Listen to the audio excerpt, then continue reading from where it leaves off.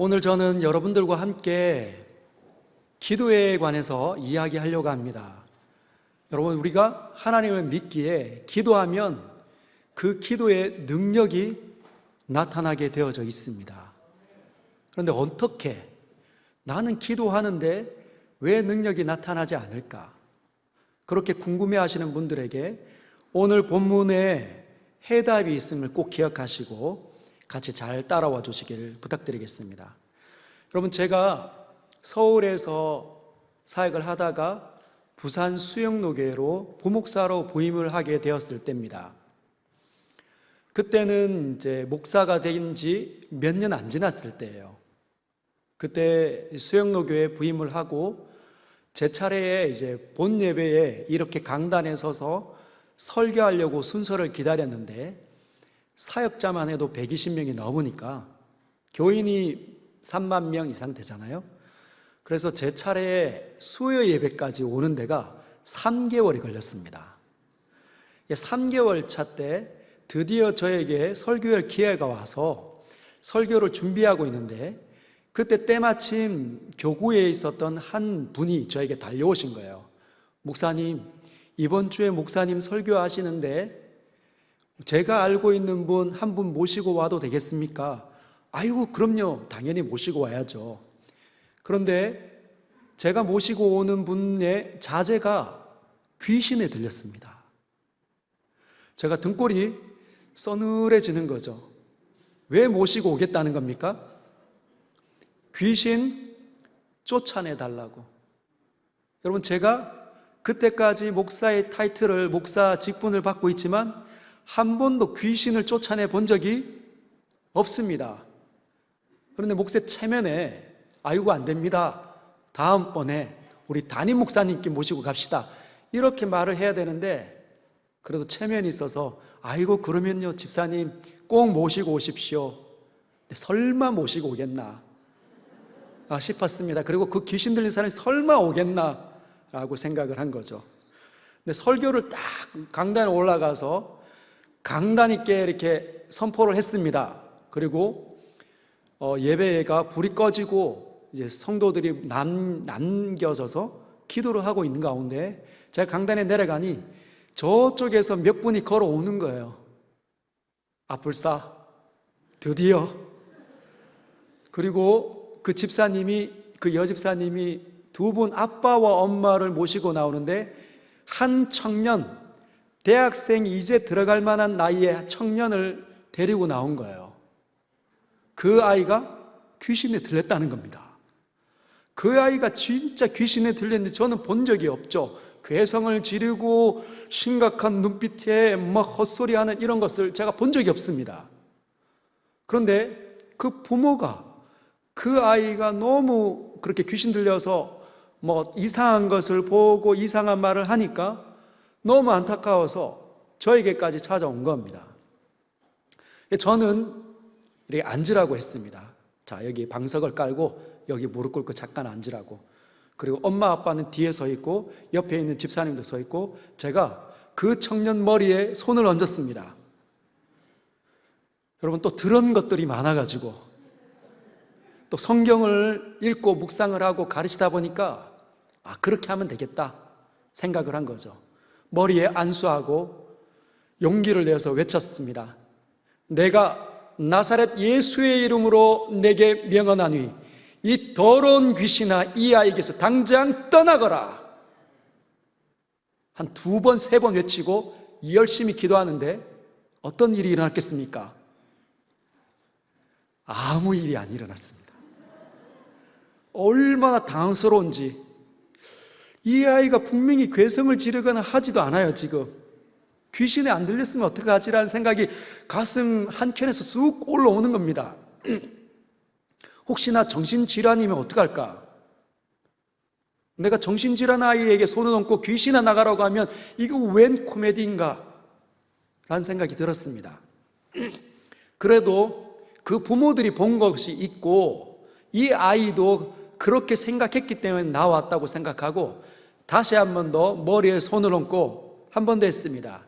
이 더러운 귀신아, 이 아이에게서 당장 나가거라. 근데 이 아이가 누운 거예요. 쓰러진 갑자기 눕더니 흰자위를 드러내면서 입에서 거품이 나오는 겁니다. 간질 환자면 어떻게 하지? 간질 환자에 막 귀신 들렸다고 막 이렇게 귀신아 나가라고 하고 있으면 어떻게 할까? 막 이걸 내가 지금 잘하고 있는지 잘 몰랐습니다. 그럼에도 불구하고 그냥 끝까지 믿고 기도를 했습니다. 한 10분 정도 지났을 텐데 아이가 갑자기 일어나는 거예요. 간질 환자가 아니구나. 간질 환자면 나가야 되는데 이 아이가 갑자기 일어나 앉더니 헛구역질을 막 해대는 거죠. 그리고 난 다음에 멀쩡해진 거예요. 저는 아직까지도 미스테리입니다. 진짜 그 아이가 귀신에 들렸는지 알 수는 없습니다. 제 앞에서 증상이 없었기 때문에. 그런데 그 아이가 지금까지 멀쩡한 상태로 그 수영로교를 출입하며 신앙생활하고 있습니다. 뿐만 아니라 그 아이의 부모도 불교 신자였는데 그때부터 6개월 정도 교육을 받고 학습받고 세례를 받아서 지금도 신실한 집사로 살고 있다는 거죠. 여러분, 그런 다음에 저에게서 이상한 일이 일어나기 시작했습니다. 교구에 한 1200명, 1500명 정도 되는 교인들이 있었습니다. 그러니 그 가운데는 수많은 문제들이 많죠. 암 환자들도 많았습니다. 그래서 암 환자들에게 손을 얹고 기도하면 그 즉시 낫지는 않았지만 의사들과 함께 치료를 받으면서 점점 좋아지는 겁니다. 그러다가 한 2년 정도 흐르고 난 다음에 저희 둘째 아들 다니엘에게 큰 사건이 일어나게 되었습니다. 둘째 아이가 지금은 15살이지만 그 아이가 3살 되던 해, 여러분이 잘 아는 포항에 유명한 시장 있지 않습니까? 그 포항의 유명한 시장에 장 보러 갔다가, 명절이라서 장 보러 갔다가, 여러분 아이들이 워낙 남자애들 2명이 나대니까 이 둘째 아이를 주체를 못해서 제가 안고 있었습니다. 혹시나 길을 잃어버릴까 봐. 근데 팔이 아프니까 잠시 내려놓고 아내가 장 보는데 잠깐 눈을 팔았는데 갑자기 뒤에서 오토바이 소리가 끽거리더니 퍽 거리면서 옷가게 속으로 뭔가가 하나 확 처박히는 거예요. 그 첫아이가 6살짜리 된 그 첫아이가 아빠 다니엘이 가서 그 아이를 안아보니까 아이가 정신을 잃었습니다. 왼쪽 광대뼈가 함몰되어 있더라고요. 얼마나 아버지가 두려운지 아이를 안고 병원에 택시를 불러서 가는데 여러분 얼마나 두려웠는지 머리부터 발끝에 이르는 모든 땅구멍에서 땀이 솟아나와서 흥건히 젖더라고요. 머리는 벌써 다 젖었습니다. 너무 긴장이 되고 너무 어려우니까 힘드니까 제가 아이를 안고 택시 안에서 울면서 그렇게 기도했습니다. 하나님 살려주십시오. 하나님 살려주십시오. 이 아이 살려주십시오. 하나님 아버지 도와주십시오. 근데 놀랍게도 그 포항의 한 병원에 택시 기사가 응급실로 데려다 줬는데 응급실에서 CT를 찍고 엑스레이를 찍는 동안에 이 함몰된 광대뼈가 튀어나온 거예요. 그리고 의사는 얘 말은 더 놀라웠습니다. 아이가 멀쩡하니 데리고 가십시오. 부산으로 돌아오는 그 제 차 안에서 말할 수 없는 감격과 살아계신 하나님을 느끼며 돌아왔습니다. 여러분, 저는 기도의 능력이 있는 사람일까요? 여러분 어떻게 생각하십니까? 여러분도 아마 그런 경험이 한두 번 있을 수 있으리라 봅니다. 어떻게 해야 우리가 기도할 때 하나님의 역사하실까요? 하나님의 이 복 주심과 은혜 주심과 생명 주신 이 고난 가운데서 일으키시는 그 역사가 어떻게 해야 나타날까요? 우리 성경 속으로 한번 들어가 보도록 하겠습니다. 1절을 한번 읽어볼까요? 사도행전 3장 1절 시작. 제9시 기도 시간에 베드로와 요한이 성전에 올라갈새 때가 있습니다. 때는 제9시입니다. 여기서 9시는 오후 3시를 가리킵니다. 오후 3시에. 오후 3시에 베드로와 요한, 즉 예수님을 따라다녔던 그 제자들이 성전으로 갔다는 겁니다. 왜 갔을까요? 기도하러 간 거죠. 오후 3시가 되면 그들이 기도를 했습니다. 그 기도 시간에 베드로와 요한이 기도하러 간 거죠. 왜 갔을까요? 기도의 능력을 그들이 경험했기 때문입니다. 기도했더니 하나님이 역사하신다는 것을 알았기 때문이라는 거죠. 여러분, 하나님을 믿는다는 것은 그런 걸 의미합니다. 하나님의 살아계심이 나타나는 것을, 경험하는 것을, 실제하는 것을, 그걸 경험하는 삶을 신앙이라고 한다는 거예요. 근데 이 사람들이 기도하러 가다가 한 사람을 만납니다. 그 한 사람을 성경은 이렇게 표현하고 있어요. 2절. 나면서 못 걷게 된 이. 여러분, 태어났는데 한 번도 걸어본 적이 없다는 겁니다. 지금 베드로와 요한을 만나보기 전까지 한 번도 걸어본 적이 없는 사람이 그 자리에 있었다는 거죠. 왜 태어났는데 못 걸었을까요? 태어났더니 장애를 입은 거죠. 척추가 문제가 있든지, 아니면 다리에 신경이 문제가 생겼든지, 아니면 근육이, 인대가 문제가 생겼든지, 어떤 이유에 의해서든지 모르겠지만 그는 태어나면서 한 번도 걸어본 적이 없는 사람입니다. 태어나면서 인생이 꼬인 거죠. 그 사람들은, 그런 분들은 어떻게 이야기할까요? 아, 정말 내 인생, 왜 남들은 다 평범하게 사는데 나는 왜 이렇게 인생이 꼬인 거야? 우리 부모님은 도대체 왜 나를 이 모양으로 태어나게 하셨단 말인가? 그래서 마음이 굉장히 어렵고 원망과 불평을 많이 달았을 겁니다. 그럼 누구를 탓할까요? 세상이 진짜 꼴도 보기 싫었을 것 같습니다.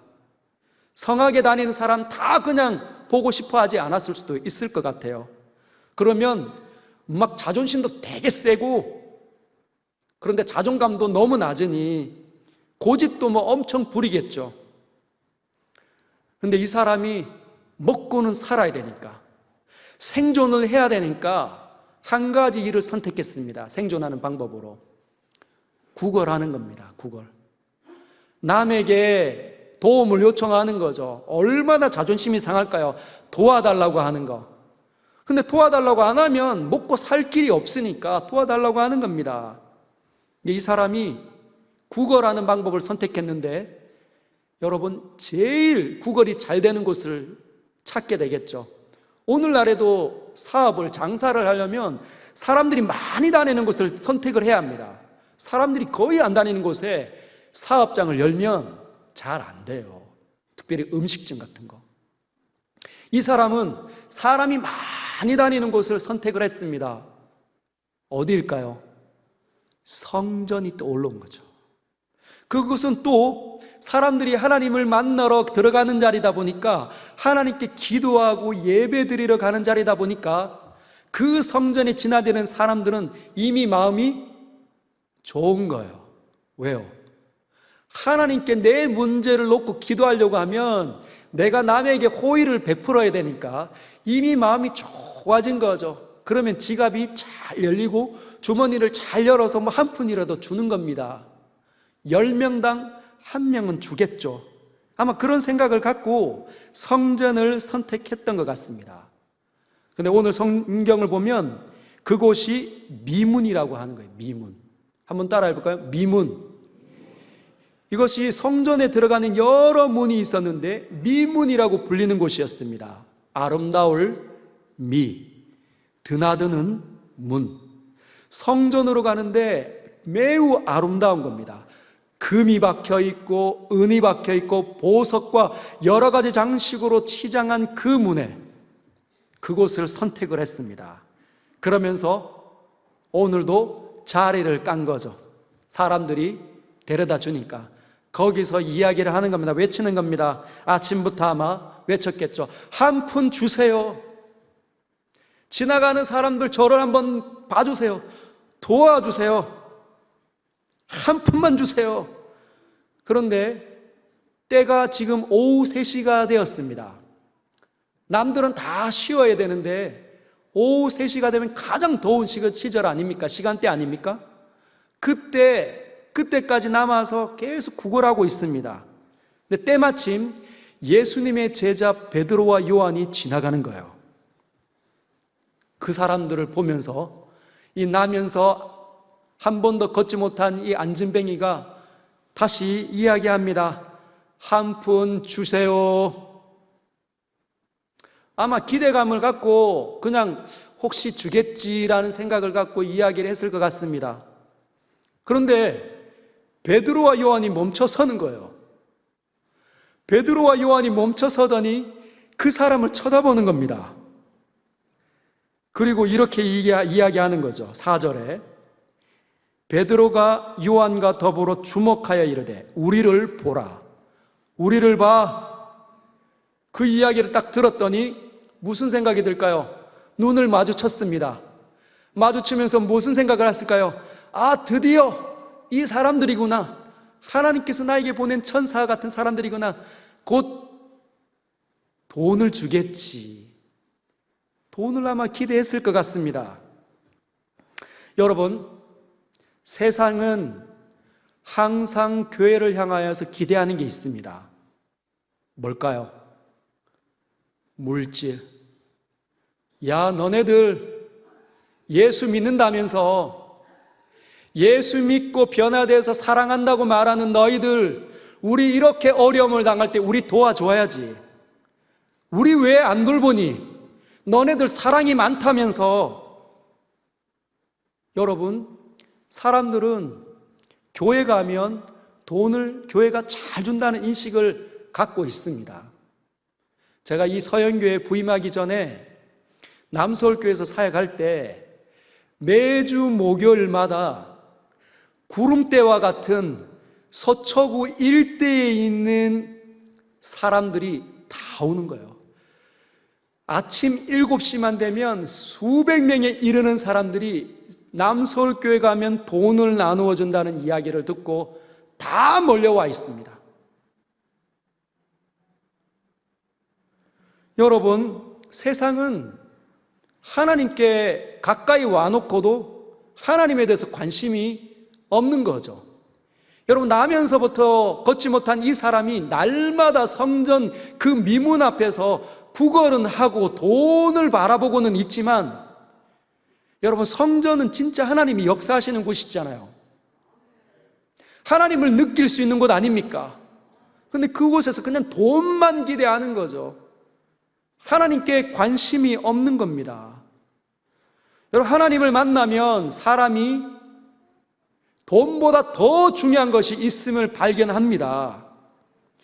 늘 사람들은 이렇게 이야기하죠. 돈을 간구하는 사람들은 나는 왜 이 모양이냐? 내 인생은 왜 이렇게 꼬인 거야? 아, 진짜 돈이라도 많았으면 좋겠다.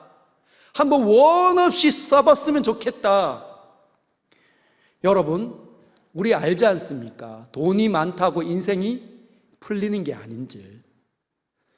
돈이 억수로 많이 들어와 있는데 병 한 번 걸리면 한 번도 쓰지 못하고 종이 쪼가리에 불과하게 될 수도 있다는 거 우리 다 알지 않습니까? 여러분, 교회는 원래 구제, 물질을 나누어주고 복지시설하는 것이 원래 목적이 아닙니다. 그런 것들은 이미 세상에 주는 단체가 많아요. 정부도 할 수 있고 시설도 할 수 있고 병원 여러 단체에서도 다 할 수 있습니다. 물론 교회도 그런 일을 하지만, 감당하지만, 선한 일들을 하지만 원래 교회라는 곳은 그게 1순위가 아닙니다. 교회에서 가장 얻을 수 있는 것이 무엇일까요? 교회 가서 얻을 수 있는 건 바로 하나님이십니다. 교회 가서 유일하게 얻고 와야 되는 건, 반드시 얻어야 되는 건 하나님이라는 거죠. 하나님께서 주시는 구원을 얻어야 합니다. 여러분, 사람들이 죄 가운데 태어났잖아요. 그래서 사람들은 생각합니다. 나는 법 없이도 살 수 있는 사람 같다.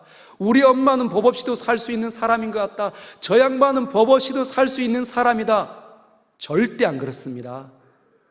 여러분, 우리가 법 없이도 마치 지금은 죄를 안 지으니까 법 없이도 살 수 있을 것 같지만, 우리가 환경과 조건이 늘 달라지면 어떤 일이 일어납니까? 마음에 안 들면 다투고, 별것도 아닌 걸로 섭섭하면 또 남에게 헌담하고, 헌담하면 그 관계가 자꾸 멀어지고, 아무것도 아닌데 왜 그런 일이 일어나죠? 이 안에 죄성이 있으니까. 환경과 조건이 되면 이 죄성이 죄의 열매를 맺습니다.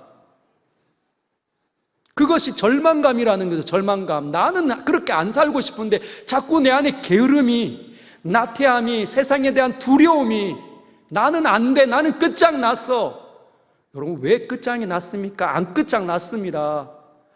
그런데 끝장났다고 본인 혼자 생각을 하는 거죠. 지나가는 화살도 막 잡아서 자기에게 막 꽂습니다. 그리고 말도 안 들어요. 고집도 센 거죠. 성경은 그런 상황을 뭐라고 하냐? 절망 상태에 있다. 죄로 말미암아 절망 상태에 빠졌다. 그래서 하나님께서는 그런 사람들을 찾아오셔서 건져내는 겁니다. 거기 있으면 안 된다. 너는 사람의 위대한 그 존귀를 잃어버리면 안 된다. 내가 구원하고 싶다 해서 잡아 일으켜 세우는 거죠. 하나님은 그것을 원하십니다. 그래서 교회로 부르시는 거죠. 교회에서 말씀 듣다가 기도하다가 예배드리다가, 아, 인생이 이런 거구나. 아, 살만 난다. 진짜 살만 난다. 용기를 얻고 세상으로 다시 돌아가는 겁니다. 그래서 교회의 관심은 언제든지 사람 자체에 있습니다. 우리 자신, 옆에 있는 사람의 영혼에 하나님께서 모든 관심을 쏟으시는 거죠. 그래서 베드로와 요한도 돈을 엄청 기대하는 그 거린에게 이렇게 이야기합니다. 6절을 한번 볼까요? 6절. 베드로가 이르되 은과 금은 내게 없거니와. 여러분, 이 말이 이 사람에게 어떻게 들렸을까요? 야, 우리를 봐. 눈 들어 날 봐. 이렇게 이야기하고, 나에게는 금과 은, 너에게 줄 돈 없어.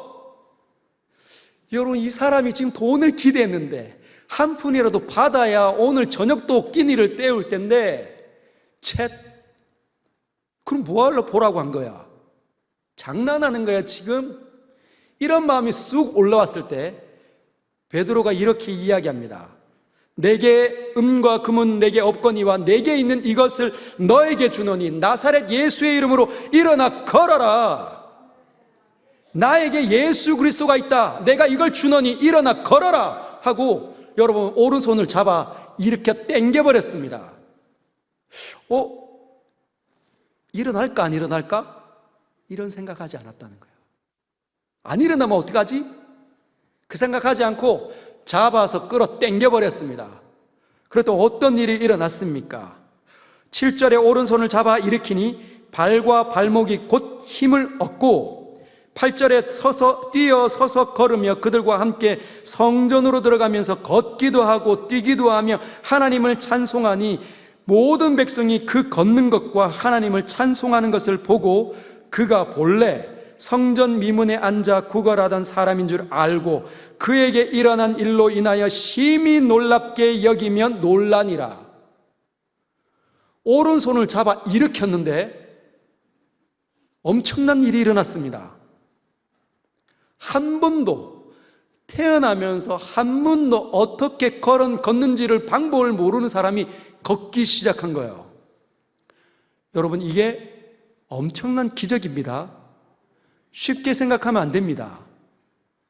간혹 한두 분이 다리를 다쳐서 깁스를 하면 한 달, 두 달 지나고 났을 때 바로 걸을 수 있는가? 그렇지 않아요. 오랜 세월을 재활을 해야 그동안에 쓰지 않았던 근육과 인대를 놀려야 되는 거죠. 이 사람이 지금 발목과 발에 힘을 얻어서 뛰었다, 서서 걷기도 했다, 막 점프를 했다. 어떤 겁니까? 시간과 환경을 초월하는 하나님의 능력이 임했다는 거예요. 기가 막히지 않습니까? 여러분, 저랑 비교하면 누가 더 기도의 능력이 있을까요? 사실 여러분, 저는 기도의 능력이 없습니다. 저는 제가 했던 그 기도가 능력이 있는 게 아니라 그 기도가 능력이 되도록 역사하신 분이 따로 있다는 거죠. 제가 했기 때문에 뭔가가 능력이 거기서 펼쳐진 게 아니라는 겁니다. 그 기도에 응답하신 분이 있었기 때문이라는 것이죠. 11절을 보면 나은 사람이 베드로와 요한을 붙잡습니다. 붙잡아서 막 좋아서 비비고 안기고 하니까 그 모습을 본 수많은 사람들이 놀라서 달려와 솔로몬이라는 행각은 미문 반대편 쪽에 있는 성전에 사람들이 쉴 수 있는 그 쉼터 같은 곳인데 그쪽으로 몰려가서 우르르 따라다니니까 결국은 그쪽으로 몰려간 겁니다. 떠밀려간 거죠. 베드로와 요한이. 그러면서 뭘 생각했을까요? 백성들이. 도대체 이 사람들 정체가 뭐야? 어떻게 해서 이 사람을 일으킨 거야? 이 사람들의 정체는 뭘까? 궁금한 거죠. 두 번째는 이 사람들이 얼마나 기도를 많이 했으면, 이 사람들이 능력이 얼마나 많았으면, 출중했으면 이 사람이 일어나 걷고 뛸까? 그래서 베드로 앞에 겸손하게 입에서 어떤 말이 나올까 주의 깊게 듣고 있는 겁니다. 그런데 12절에 보면 베드로가 이렇게 이야기합니다. 우리 같이 한번 읽어볼까요? 시작. 베드로가 이것을 보고 백성에게 말하되 이스라엘 사람들아, 이 일을 왜 놀랍게 여기느냐? 우리 개인의 권능과 경건으로 이 사람을 걷게 한 것처럼 왜 우리를 주목하느냐? 왜 이 일을 놀랍게 여기느냐? 이스라엘 사람들아. 이스라엘 사람들이 하나님을 아는 민족 아닙니까? 하나님께는 이 일이 별로 놀라운 일이 아니다. 하나님이 역사하시면 죽은 자도 일어나는 거 아닙니까, 여러분? 사람들에게 얘기하는 거죠. 이 일을 놀랍게 여기지 마. 하나님이 역사하셨다고 놀랍게 여기지 마. 우리를 바라보지 마. 언제든지 일어날 수 있는 일이라고 이야기하는 거죠. 그러면서 우리 개인의 경건과 권능으로 이 사람이 일어난 게 아니다. 여러분, 구걸하던 그 사람이 일어난 건 누구의 능력입니까? 나사렛 예수 그리스도의 이름으로 일어나 걸어라 있기 때문에 예수 그리스도의 능력이라는 거죠. 예수의 능력이 선포될 때 하나님께서 역사하셔서 그를 일으켰다는 겁니다. 여러분, 제가 귀신을 쫓아낸 게 제 능력입니까? 제가 기도를 많이 해서 귀신이 나간 걸까요? 아들이 생과 사의 기로에 있어서 다시 온전해진 것일까요? 아니라는 겁니다. 예수께서 역사하셨기 때문이라는 거예요. 지금도 세계 각국에서는 모든 선교사님들이 이 거룩한 일들을 해내고 있습니다. 왜 그럴까요? 여러분, 예수님을 믿는 선교사님이 예수 믿지 않는 오지로 들어가서 뭘 합니까? 선교를 하는 거죠. 어둠에, 그래서 늘 싸우고 늘 어두워하고 힘들어하고 힘겨워하는 그 사람들을 향하여서 예수의 이름을 선포할 때 귀신이 떨어져 나가고 질병이 낫는 일이 숱하게 일어납니다. 왜 그런 일이 일어나게 할까요? 예수에게로 집중되도록. 하나님께서는 지금도 하십니다. 그러면 그 예수는 누구입니까? 하나님의 아들이시라는 거죠. 그 아들이 십자가에 달리셨습니다. 왜요? 저와 여러분들을 살려내기 위해서, 이 허우적거리는 절망하는 그 구렁텅이에서 건져내기 위해서 그분이 직접 그곳으로 들어가고 우리는 건져내신 겁니다. 그분의 능력이 이 앉은 사람을 일으켰다는 거죠. 13절에서 15절 보면 베드로는 자기에게 집중되는 사람들의 이 관심을 예수에게로 옮기고 있습니다. 우리를 주목하지 마. 너희가 그 전에 미워했던 그 예수가 이 사람을 건져낸 거야. 하나님께서 그 아들을, 그 예수를 영화롭게 하신 거야. 죽음 가운데서 다시 살려내신 거야. 우리가 증인이야. 이 얘기 한다는 거죠. 여러분, 저는 가끔씩 그런 사람들을 만납니다.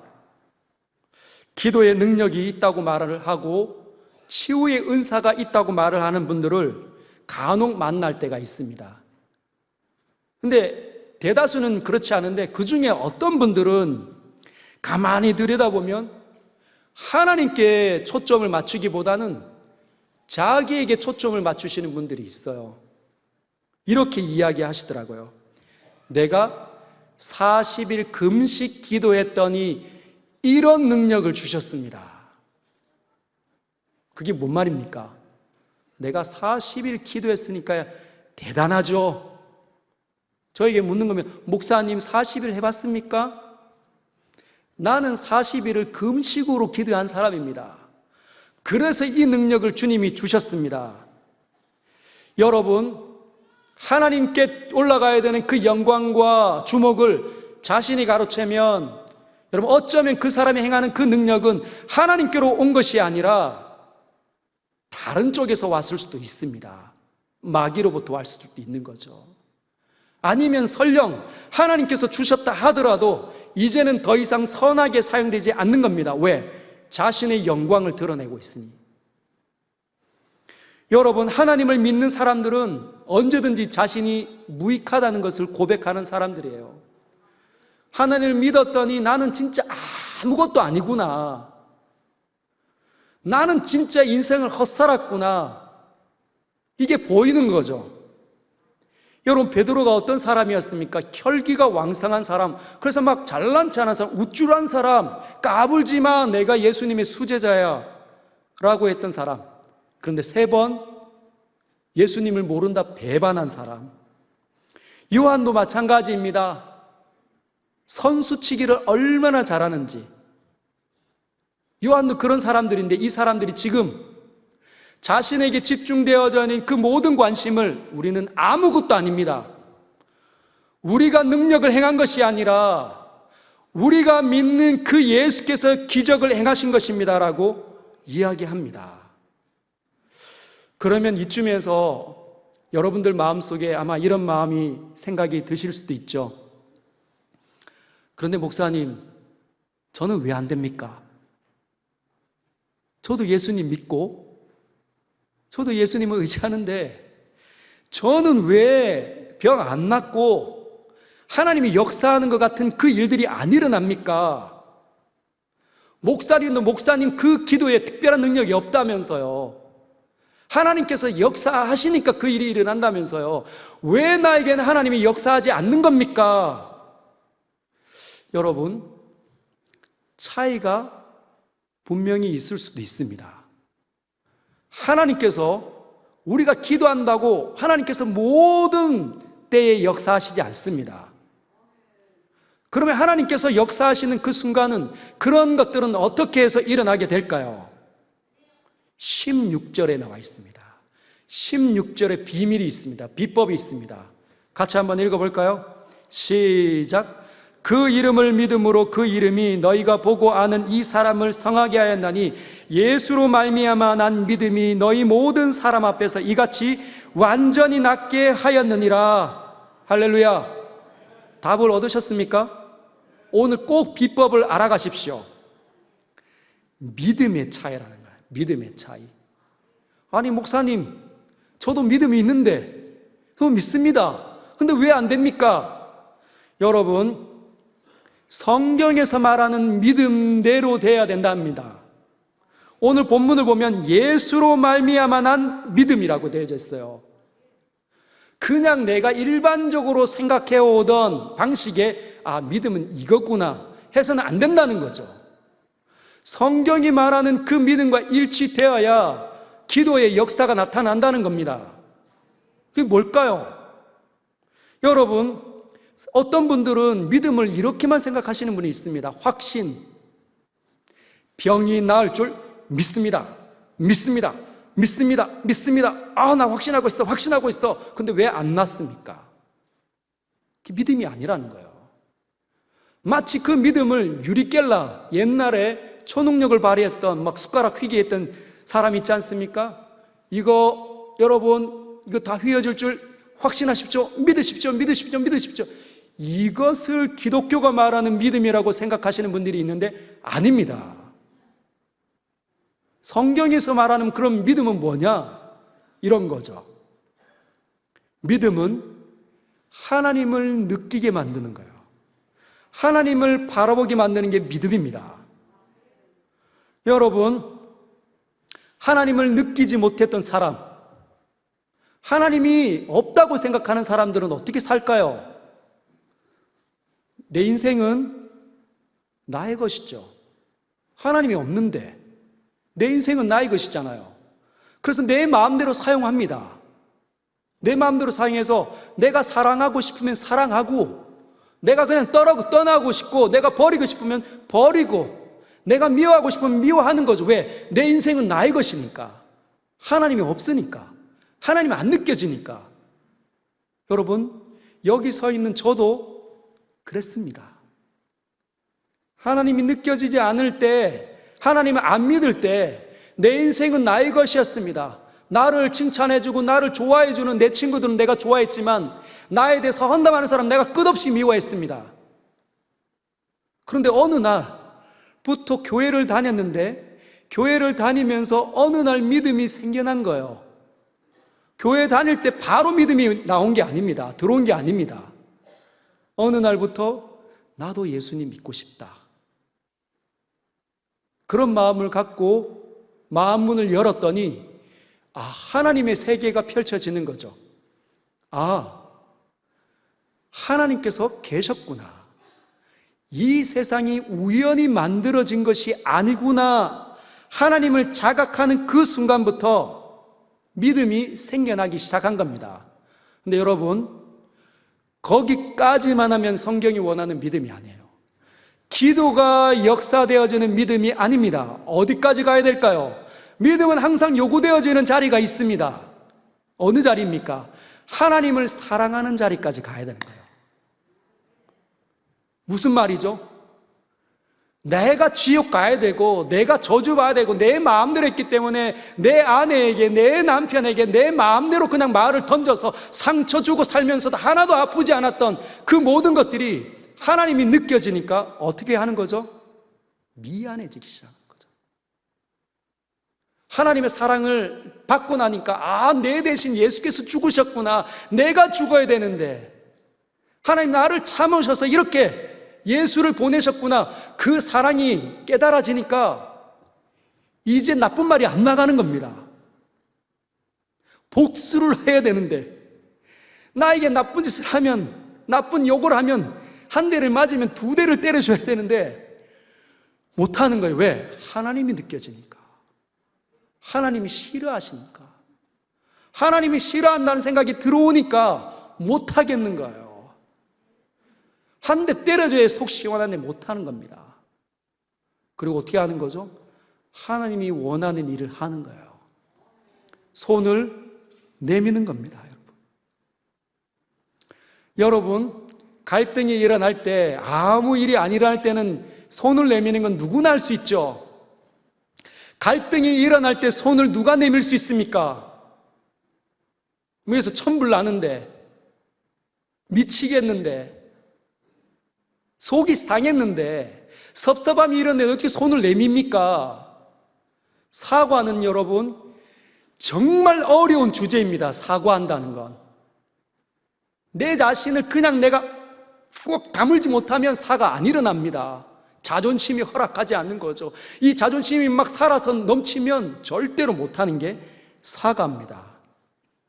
근데 예수께서 나를 용서하셨다는 생각이 드니까, 주님이 나를 참았구나, 이 못된 나를, 그래서 또 못된 짓 하는구나 내가. 그러니까 가서 뭘 하는 겁니까? 미안해. 이 구겨졌던 인상을 팍 펴면서 미안해 하는 거죠. 용서해줘. 여러분, 그러면 그 사람이 있는 그 자리에 화평이, 평화가, 은혜가, 생명이 들어오는 겁니다. 절망이 걷어지는 거죠. 하나님께서 원하는 건 그런 겁니다. 하나님을 만난다는 것은, 하나님을 믿는다는 것은 그런 자리로 간다는 겁니다. 여러분, 돈이 있어야 살 수 있죠?